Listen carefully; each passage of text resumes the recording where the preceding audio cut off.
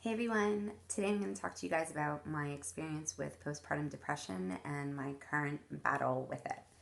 So, I have two small children. I have a 2-year old who was born in January and a 7-month old who was born in August. So, they are 19 months apart.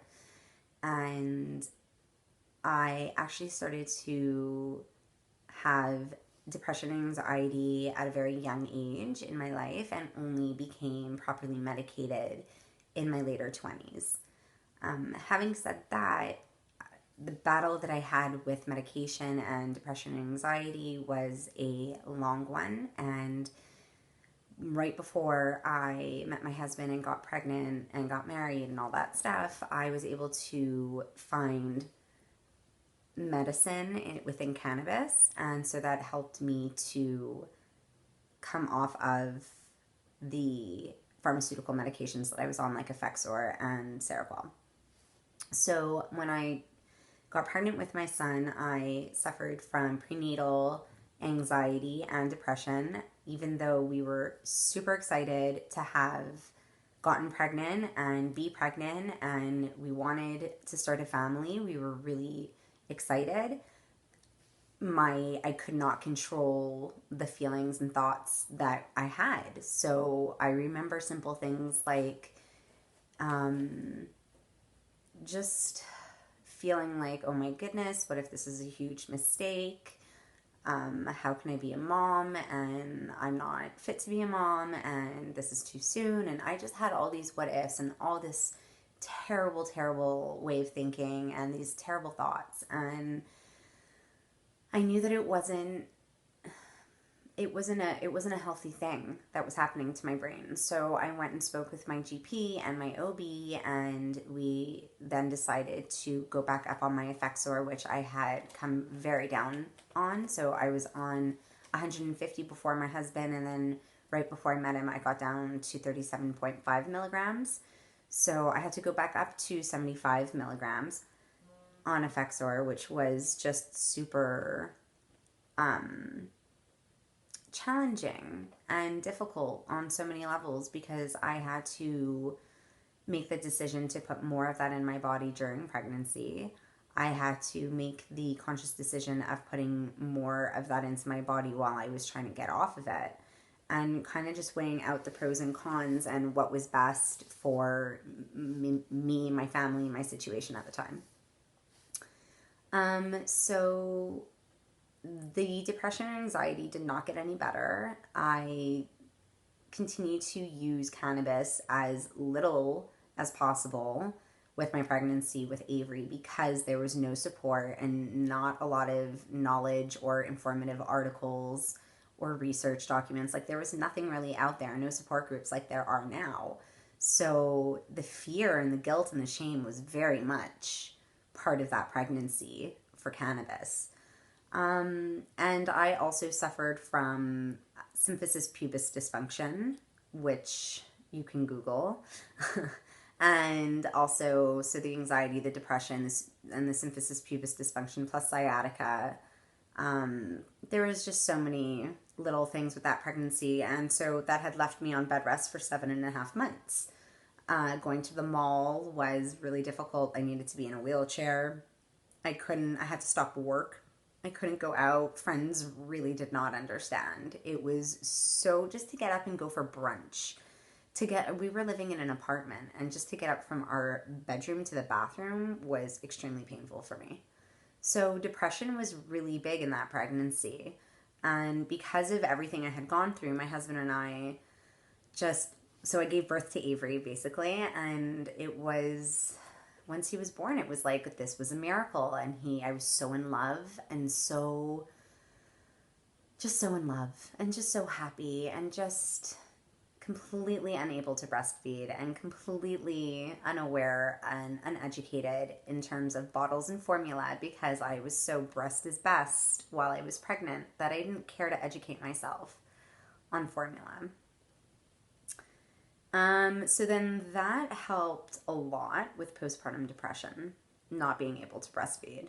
That was a huge trigger, among other things. So postpartum depression kicked in with Avery, And I was still so in love with the idea of creating another human being with my husband, even after the horrible experience of pregnancy and the horrible, like, all of it was just so bad. But he was born in January, and I kept saying, not this summer, but next summer I'm going to be pregnant.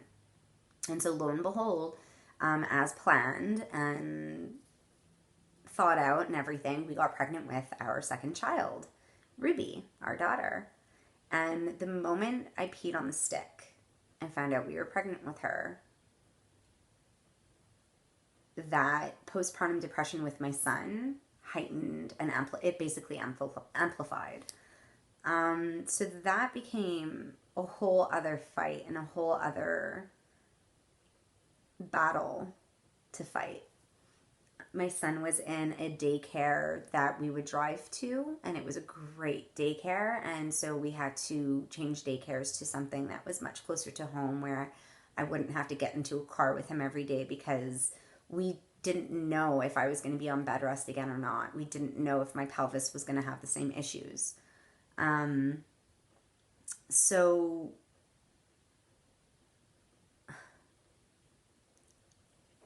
really hard to talk about my pregnancy with my daughter. That was a rough one too. So with her, we had the SPD, the sciatica, morning sickness up till between 22 and 24 weeks. So 3 times a day I was throwing up. I had vertigo. I had migraines. I had a traumatized coccyx. And I also had nerve damage in my rib area on the left side and my upper ribs. So that pregnancy was totally different. I had gained like almost 70 pounds with my son, and with my daughter, by right before I got pregnant with her, I was so sick with my depression and a double ear infection and sinusitis, and ended up in the hospital. Actually, when I was pregnant with her, I was 8 weeks pregnant with her. And I was super small. Like, I had lost all my baby weight from Avery and continued to lose weight even though I was pregnant with my daughter, because I was throwing up all the time. And cannabis, oh my gosh. Cannabis, thank God, like, saved my life. So postpartum depression with my daughter, fast forward, now she's 7 months and it's still a daily battle. It was so bad that for the first couple months of her life, I wouldn't hold her, didn't want to hold her. I thought she was really ugly, and I just didn't feel that love and that bond and that magic that I felt with my son. So apart from all of those feelings, I also just didn't even attempt to breastfeed her. I ended up doing half and half in the very beginning. But we ended up sleeping together. She would sleep on my chest the first couple of weeks that she was born. And so my postpartum depression happened right after her 3rd week of life, basically. So we were co-sleeping. We slept well together and really comfortably. And I had gone to her first pediatrician checkup, and the doctor asked us how everything was and all of our routines and how she was feeding and sleeping and pooping and peeping and all of those things. And so we told her. I told her I wasn't breastfeeding really that much and that we were co-sleeping. And I basically got like shunned and was told that it's really not approved by Health Canada to co-sleep with your child, and I'm putting my child in danger and I'll kill her. And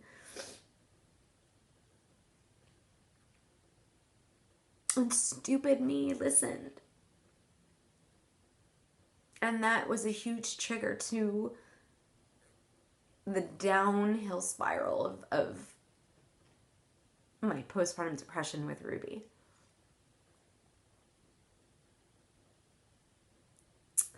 So 7 months later,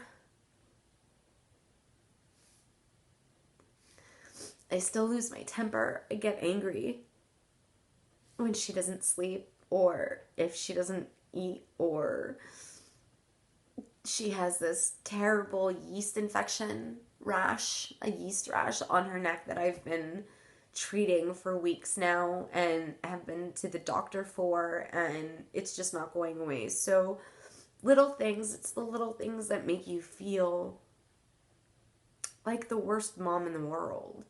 And I try so hard every day to talk to her and to bond with her and to apologize. To apologize to her every day.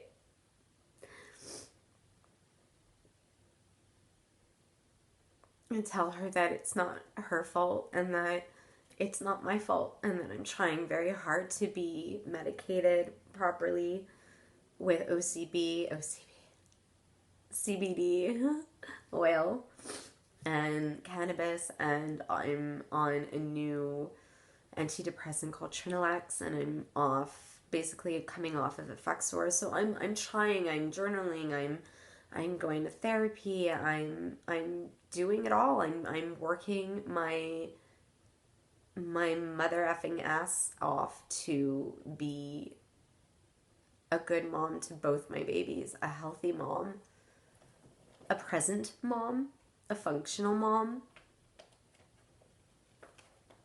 And that's really, really hard when you have postpartum depression and when you're a mom that smokes weed and nobody really, understands unless they really know you and they sit down and talk to you about it and understand that you're medicating yourself and that you're not just being, a drug user or a hippie or a stoner or whatever. It's actually helping and makes me a much more patient human being, a much kinder, softer, more gentle version of myself. It brings out the best of me.